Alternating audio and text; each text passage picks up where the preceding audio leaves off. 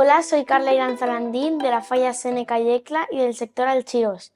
Tengo 11 años y voy a sexto de primaria en el Colegio Mestalla, pero ya voy a pasar a primero de la ESO en el Ramón Llull. Y mi asignatura favorita es matemáticas y también se me da bien valenciano. Al escuchar mi nombre en la preselección sentí mucha emoción, todo el mundo de mi falla me estaba ahí apoyándome con los carteles, con los globos y me encantó. Los actos que más me gustan de la falla son la recogida de premios, la ofrenda y la presentación. También me gusta mucho la preselección. Las falleras mayores infantiles de Valencia que más me gustan son Paula Nieto, porque me parecía una niña muy espontánea y que siempre estaba ahí porque quería hacer amigos.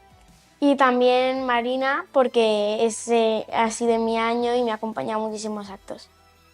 Yo quiero ser fallera mayor infantil de Valencia porque, pues como todas las niñas, es un sueño y lo disfrutaría muchísimo y creo que aportaría mucha emoción y haría que otros niños se apuntasen a algunas fallas para que esta fiesta tan bonita se hiciese más grande.